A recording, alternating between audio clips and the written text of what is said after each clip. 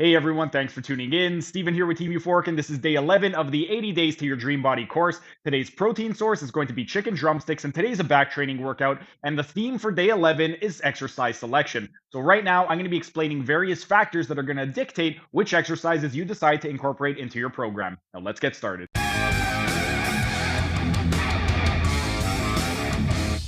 And while we're resting, let's talk about muscle elasticity and how it can affect your exercise selection. With regard to muscle elasticity, this is basically your level of flexibility, and this is going to be the ability of your muscle to stretch and then return back to its starting position. This is going to be very similar to the joint mobility. What you would want to do is first, you would want to assess the length tension relationship of the muscles in either yourself or your clients. Let's say you have really, really tight calves and quads. You may need to modify the squat. So, with regard to the squat, you may need to do something like a high heel elevated squat. If you are doing a heel elevated squat, then that is going to take the ankles out of the equation. So, if you have really, really tight calves, that could be an exercise that you could incorporate into your program if doing regular squats is just not a possibility for you. Let's say you have really, really tight hamstrings. You may need to modify the deadlift. Instead of deadlifting straight from the floor, you may need to deadlift off of blocks so that you're going through partial range of motion. This is going to be very, very important because it is going to allow you to minimize the risk of injury. If you are doing something like ass to grass squats, or if you are deadlifting all the way down to the ground and you don't have adequate range of motion, that's going to put a lot of strain on the actual muscle and it can increase the likelihood of you injuring yourself. So you would want to perform some modifications of the exercises that you are giving.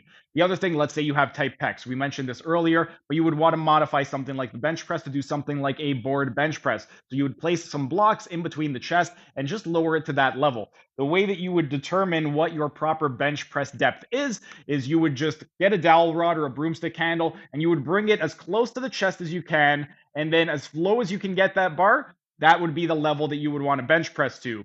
The other thing that you could do with regard to muscle elasticity is you would want to incorporate a lot more stretching into the program. The more stretches that you can add, the more they're flexible they're going to be able to get. And the more flexible they are, eventually they're going to be able to do all of these different exercises through a full range of motion and you won't need to modify them. But our rest period is up. Time for set number 2. And while we are resting, let's talk about how your health status can influence what type of exercises you are able to perform and how it can influence exercise selection.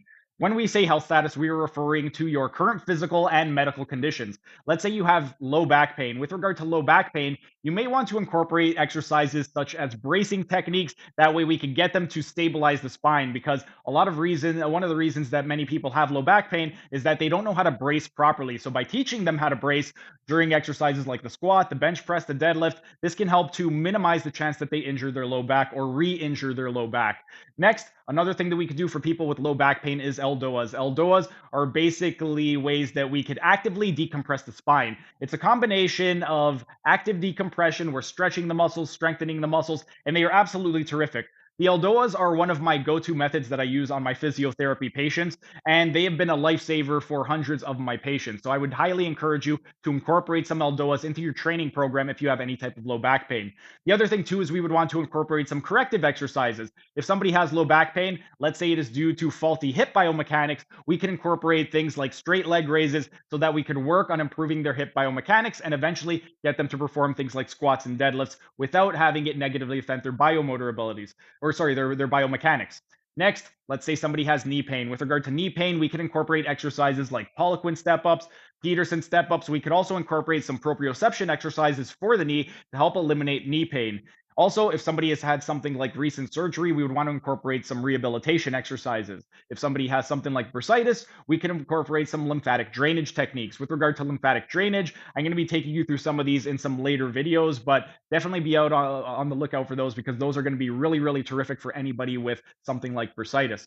We would also want to take a look at past medical history. If somebody has had previous injuries, let's say they've had issues with regard to hip, knee, ankle issues, they've had shoulder issues, we would want to avoid high impact exercises like plyometrics and do low impact activities instead. That way we can minimize the chance that they are going to re-injure themselves. But our time is up and we will see you again in a bit. But right now, set number 3. And while we are resting, let's talk about how your training age will affect your exercise selection. With regard to training age, this is not your actual age. Rather, this is the number of years that you have been consistently training. For somebody who is a beginner, you would want to focus on very simple exercises and really hammer home form. You want to make sure that their technique is perfect before you start getting into really complex exercises. So, for a beginner, something like your basic primal patterns, your pushing, pulling, bending, lunging, squatting, and twisting would be terrific. And you would want to do low impact exercises. So, if you are going to be doing things like squats, you would want to just do a basic squat. You're not going to be doing very high impact squats, like things like jumping squats, because the chance that they will injure themselves is going to be higher. Also, with beginners, because we really want to focus on form and also because they're brand new, we really don't need to have too many exercises into their program. So, for somebody with a very short training age, we wouldn't need too many exercises. Anywhere from 4 to 6 would be ideal. However, if somebody is more advanced, in that case, we can incorporate some more complex exercises. For them, we could do things like Olympic lifting. We could also do things like plyometric exercises, and we could also advance the primal patterns. Let's say, for example, you are doing something like a barbell back squat with a beginner. Well, for somebody who is more advanced, as long as they have the mobility, we could advance the regular barbell back squat and have them do something like an overhead squat. With an overhead squat, it's a lot more neurologically demanding and it needs a lot more balance and coordination. So, for somebody who's more advanced, that would be a more appropriate exercise than for somebody who is a beginner. The other thing, too, is with advanced athletes, we could also incorporate more unilateral work and also vary the tempo. So, instead of doing everything bilaterally on both arms, both legs, we can incorporate some single leg exercises, some single arm exercises, and we could really focus on tempo. So, nice slow eccentrics. We could incorporate pauses at the bottom if their goal is strength. We could also incorporate more explosive movements, but you want to be able to vary everything a little bit. And the other thing with regard to your training age is even if you are somebody who is advanced, if you were to take a 1 year break, your training age reverts back to zero. So you would want to be treated like a beginner. But that's it. Our rest is up. Time for set number 4. And while we are resting, let's discuss how movement competency can affect exercise selection. Movement competency is going to be the ability to perform an exercise using proper technique.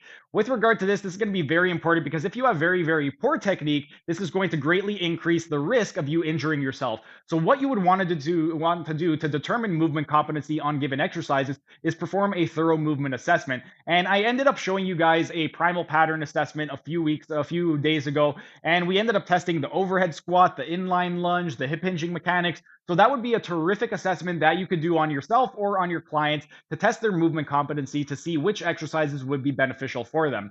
You would want to also test exercise technique on various exercises that you plan on performing with them. So let's say you are doing something like a barbell back squat. You wouldn't want to just go into the first workout, load up the bar and have them perform it because there's a good chance they'll injure themselves. So what you would do instead is just have them perform the squat using something like a dowel rod. So you could place a dowel rod on their back and just have them perform the motion and see, are they able to do it properly, or is that an exercise that you would need to avoid doing for them? The other thing that we can do with regard to movement competency is we could have days where we are focusing on form. And on the form days, those would be your technique days. On your technical days, those are going to be very low intensity training days. So you're not going to be loading up the bar with tons of weight. Instead, you could use something like a technique bar instead of a 45-pound Olympic bar. It weighs a lot less. So you could put on 10-pound plates on each side, and then you could have them do a deadlift, and they would be lifting it at a regular depth. But instead of lifting it with 135 pounds, they could be lifting it with as low as 40 pounds. So it's going to be great for working on their technique. The other thing that you could do with regard to the deadlift, this is something that I love to do whenever I'm coaching the deadlift with somebody who doesn't know how to do it properly, is I will place a dowel rod on their back and I want their butt, their back, their head, and to touch. And I just want them to perform the deadlift while maintaining that neutral position. Another thing that you could do, let's say you're focusing on the squat and you find that they're going into pronation or that their knees are caving in, you could place a band, a resistance band, at the lateral aspect of their foot. And then if the band comes away from their foot, you know that they're going to do excessive pronation. So that would be a great biofeedback mechanism to make sure that they're doing the squat properly. The rest is up. Time for the 5th and final set. Thanks for sticking around until the end of the video. Be sure to like, share, and leave a comment as it'll help the algorithm. And if you enjoyed the content, show your support by subscribing to the channel by clicking on the icon in the bottom right corner. And if you really want to show your support, then consider becoming a member by clicking on the icon in the bottom left corner. These new high quality videos aren't cheap to edit, and the $5 membership will really help with the video editing budget.